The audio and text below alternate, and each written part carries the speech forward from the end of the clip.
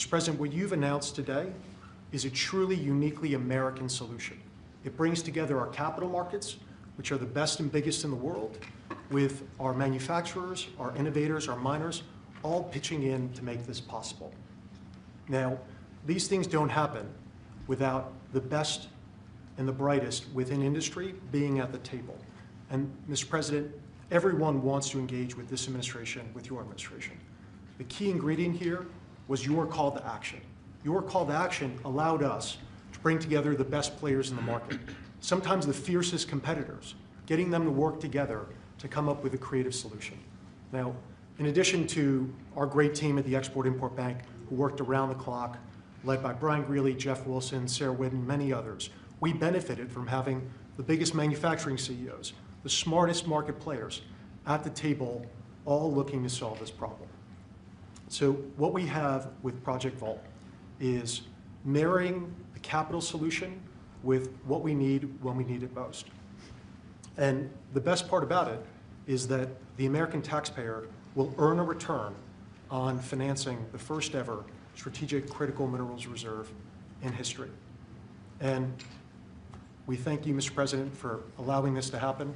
All of the people around us today help make it possible. Our cabinet secretaries, our top CEOs, their teams, top market players, whether it be GM, GE Vernova, Boeing, Clarios, Google, Mercuria, especially Brian Fallick, Hartree, Traxxas, our friend Robert Friedland. All of us work together, Mr. President, to deliver this for you, and for the American people, so that manufacturers and workers all across the country can rest assured they'll have what they need when they need it most. So, and you're covering everything with this. We're not just doing certain minerals and rare earths. We're doing everything. Everything on a critical What about list. magnets? We're focused on the critical raw materials, and we anticipate that led by our great manufacturers, will help breed even more solutions. Great job. Thank you very much. Doug Burgum, please.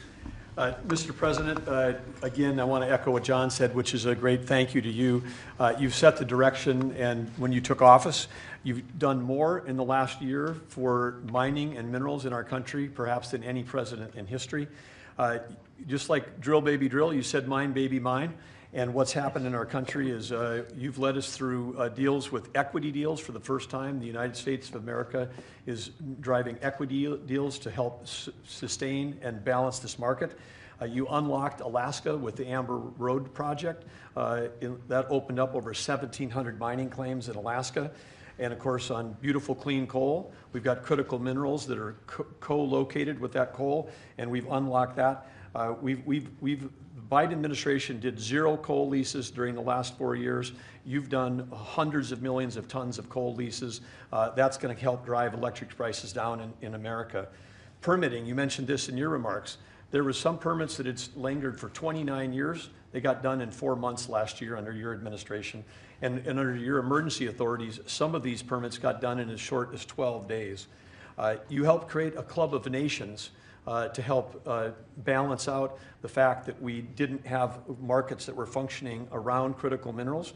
You led off with Australia, Japan, Korea, Saudi Arabia, and Thailand. This week we'll announce 11 more countries that are joining that club of nations as part of this global coalition. And behind that in the pipeline, there's 20 more nations that want to join under your leadership to allow for trade of critical minerals. And then here we stand today with the teamwork that was described. This would not have been possible without the incredible cabinet that you put together. Marco Rubio, Scott Bessent, Howard Lutnick, Chris Wright, and many others were involved in bringing this together through the vision. Standing with us today are some of our chairmen of our great congressional leadership who also have supported this and helped us find a way to do this without any appropriations. This is happening without tax dollars. And of course, our team on the ground here at the White House, including David Copley and everybody else at the NSC, David leading the global supply chain work, the folks working with the XM Bank team, working around the clock to make all this happen. So again, when you lead, when you put out a challenge, the teamwork happens. And then here we stand today. This is the largest XM Bank deal in the history of the XM Bank by more than double. And this is going to help drive national security. It's great for American manufacturers. It's great for American workers. Congratulations, President Trump. Thank you. You're doing a fantastic job, Doug. Thank you. Could I ask Mary Barra, the chairman CEO of General Motors, which is setting records every single day, and she's doing a fantastic job, to say a few words and also discuss how good the car business is now in the U.S., please? Well, Mr. President, I want to thank you for your commitment to strengthening U.S. manufacturing and supporting the auto industry. Also want to thank your cabinet and members of Congress and the whole team here that made this possible today. Having a resilient supply chain is critical for our nation, and it's critical for all industry, especially the auto industry. We have been strengthened with many of the different policies that have been put in place over the last year. So I want to thank everybody for that. It not only supports U.S. manufacturing, it supports job creation, it also supports the consumer, so thank you. And business is held very strong. We still see a strong consumer, so I'm excited about 2026. I think it's going to be a record with all of your new plants opening up and everything else in our country. So, in our country. Robert? Please. Mr. President, thank you so much for what you've achieved. Everything we touch, we either grew it agriculturally, and you've helped the farmers, or we mined it. All these cameras you see in front of you, they were mined. Every time you pick up a hand phone, it was mined. And so stimulating the ability for the miners in this country to help you industrialize the country, they're the salt of the earth, and we're super excited that America is doing something for our, not only our national security, but for the reindustrialization of the country, because you can't reindustrialize Detroit with a lot of metal. And I'm telling you on behalf of every miner I know, they're elated at the breakthroughs that have been achieved here. They'll make a lot more cameras in the future. And maybe you can help us teach everybody that everything you touch like that, somebody mined it. And we need your support, and we're really happy to get it. And congratulations, you're in the Hall of Fame. Is that the Rare Earth Hall of Fame or Minerals Hall of It's a Fame? bunch of pictures of dead guys that go back to Herbert Hoover, who was a miner. Mining's down to 1% of the S&P 500, but really everything you touch needs mining. And this is the first administration with your support where we've got hope. We can go out and really do it. So as I last met you in Saudi Arabia with Mohammed bin Salman. We're working in Chile. Right. We want to bring these metals back to the United States and refine them and use them right here. And the vision of this administration, Howard Lutnick's been helping a lot.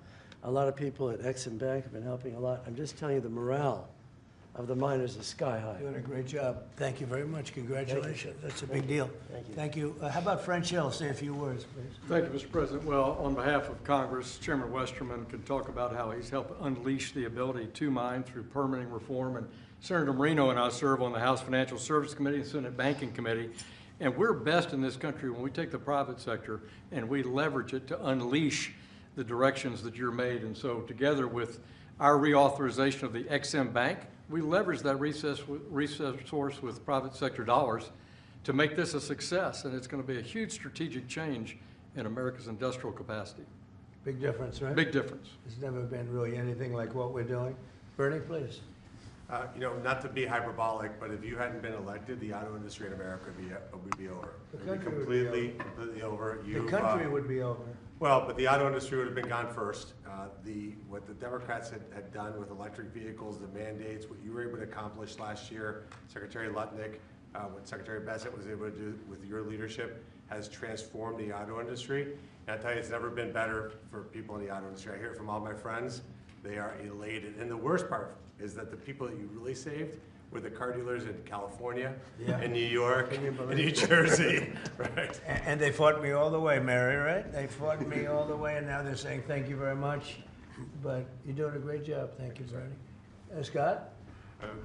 Sir, as you always say, economic security is national security, and a country does not have sovereignty if we don't have control of our critical minerals, don't have control of our steel production and our industrial base. And thanks to the work of everyone here through your leadership, this was a public-private partnership that only you could have assembled. And we are taking back our sovereignty, and we are going to have this Vault project, a strategic mineral reserve. And I can't tell you how innovative and exciting this is, and the level of security it is going to give us going forward is phenomenal. And how is your new, and I think new and improved Fed chairman doing? How's that all going? So he's off to a great start. I think so. He had so much built-in credibility, and as the American people, smart people like the Representative Hill, the Senator Moreno, they already knew him, and as the American people get to know him, the important thing is that they will be able to trust the Federal Reserve to steer the economy for them. He's going to do great. Howard, please. So, prior presidents took America for granted. They let our critical minerals only be controlled by China. They let our mining business go to hell by closing all the mines, closing our coal plants while China opened them. They let our auto industry, right? We used to produce 75% of our cars in America, and when Biden left, it was below 50%.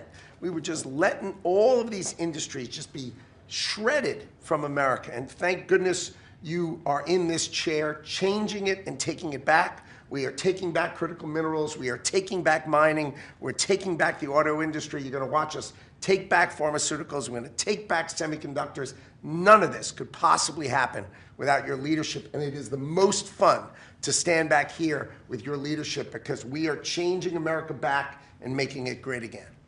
That's very true. Anybody would like to say anything else? Amen to that. You guys okay? Everything all right? Chairman? Well, thank you, Mr. President. Such a good man. Go ahead. It's a great day, and it couldn't have happened without your leadership. And I think people will be talking about this for a long time because we're bringing back American mining and American manufacturing. You know, God blessed our country with abundant resources. Secretary Burgum talked about the Ambler Road. 49 critical minerals that can be mined in sufficient quantities just in that one area, but from northern Minnesota, Arizona, my home state of Arkansas, we are blessed with all these minerals. They're just in the ground. But when we get them out of the ground and not only mine them, but refine them and process and manufacture with them, it'll unleash great wealth for our country, and that'll just build on all the other successes. So thank you for what you've done. It's a great day. And how does it feel to be in the Oval Office? Is that crazy? Were you ever here? No, I've never been here, sir, but Most it's people have. fantastic. All the Mary's gold. been here a little bit. Yeah. Right? But it's a special place. Never been so beautiful either. Yeah, questions, please. Mr. President, speaking of the Fed, would you like to see Janine Pirro drop the investigation into Chairman Powell to help? Senator Tillis has basically said that he's not going to really be working That's with why the he's not a administration senator very to help soon. bring war. So would you like to see the investigation? No, she's got to take it to the end and see. Like you're doing a small renovation, and they've spent almost $4 billion doing a small renovation. I'm doing buildings. I built a hotel, the Waldorf it's called, and I did it for around $200 million. It's a much bigger job. They're spending almost, it could be $4 billion. I'll tell you what, I don't even see an end in sight. I feel badly for the new Fed chairman because he may not have an office for 4 years. I don't know what these people are doing. So it's either gross incompetence or it's theft of some kind or kickbacks. I don't know what it is, but Janine Pirro is incredible and she'll figure it out. But no, you want to take it and just find out what happened because we can't go around doing a renovation of a small little complex, very small, couple of little buildings, and spend billions and billions of dollars on it. Something went wrong. We have to find out what it was. Yeah, please. Mr. President, thank you. Speaking of renovations, you announced you wanted to build a new and spectacular entertainment complex at the Kennedy Center. Right. Do you plan on tearing it down, and how much will all of the renovations cost? Probably around $200 million. And, you know, it's funny, in real estate and building, I've done so much of it. I've done so well with it. You want to sit with something for a little while before you decide on what you want to do. And, you know, we sat with it. We ran it. It's in very bad shape. It's run down. It's dilapidated. It's sort of dangerous. Things fall out of ceilings. You've seen it. And we had some big events there. We had a lot of great events there over the last year. But you can't do any work because people are coming in and out. And you have the workmen. We have a marble man over there the other day. He said, you know, every time I put down a piece of marble, people are stepping on the marble. They don't even have time to dry. And you can't do the same quality job if you close it. And, you know, we're fully financed. And so we're going to close it. And we're going to make it unbelievable, far better than it ever was. And we'll be able to do it properly. I was thinking maybe there's a way of doing it simultaneously, but there really isn't. And we're going to have something that when it opens, it's going to be brand new, beautiful. I'm not ripping it down. I'll be using the steel. So we're using the structure. We're using some of the marble, and some of the marble comes down. But when it's open, it'll be brand new and really beautiful. It'll be at the highest level. We can do a much better job, probably in a way a faster job in terms, because when you do it piecemeal, for instance, they have a play tonight, and you can't do anything. You have to pull out everything, and you can't have stanchions all over the place, and people are walking in to see a play.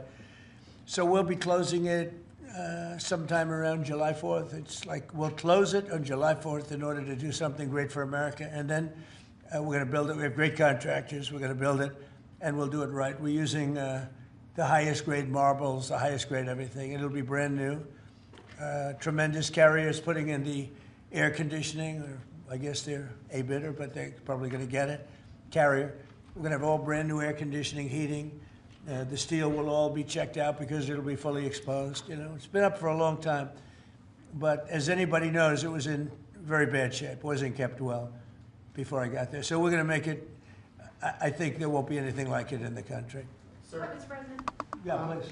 About your meeting with President Petro later this week, he's been quite critical of you since you spoke back in January after the Maduro raid. What would you like to hear from him tomorrow in terms of drug tracficking in Venezuela? What are your expectations? I mean, he's been very nice over the last month or two. He was certainly critical before that, but somehow after the Venezuelan raid, he became very nice. He changed his attitude very much. So, no, I look forward to seeing him. He's coming in. We're going to be talking about drugs because tremendous amounts of drugs come out of his country. And I look forward to seeing. We're going to have a good meeting. Yeah. Mr. President, Steve Witkoff is going to meet with the Iranian foreign minister on Friday. What are you hoping he'll get out of that meeting? Well, you're going to have a lot of things are happening. You have Iran, and you have Russia, Ukraine, and you have the Middle East. We have a lot of things going. A lot of problems were here for a long time before I got here. We settled 8 wars, and I think we're doing very well with Ukraine and Russia. For the first time, I'm saying that. I think we're going to maybe have some good news. We're losing 25,000 people a month are being killed in that war, ridiculous war. 25,000. It was 31,000 last month. Think of it. Young, beautiful kids, the kids of parents, their parents. It doesn't affect us in one way, but in another way, it's 25,000 souls that if I can solve it. We're not spending money like Biden did. He gave $350 billion away. I make everyone pay. And the United Nations, they're a little bit involved, but if you take a look at what's happening, the countries of Europe are paying us for the weapons. So we have NATO paying, we send missiles over there, they pay us in full. It doesn't cost us 10 cents. And we make money, I guess, but I don't even want to talk about that. Because what I really want to do is save those people from dying. They lose, Mary, can you imagine 25,000 to 30,000 people a month? That's like a stadium full of people every single month. And, I was blessed with something where I can get these things done. Got 8 of them done. I thought all 8 were going to be more difficult than this one. I thought my relationship with President Putin would give us a, much easier road. But there's tremendous hatred between Zelensky and Putin. Tremendous hatred. I mean, it's a shame, but it's taken longer than we thought. I did call up President Putin, and he's agreed. He's put it out to. They have the same cold wave that we do. Maybe different because it's pretty far away, but it's the equivalent. And Ukraine's a very cold country. It's much colder than us. It's colder than, they say, on average, it's Canada or colder. And on top of that, they have a tremendous cold wave.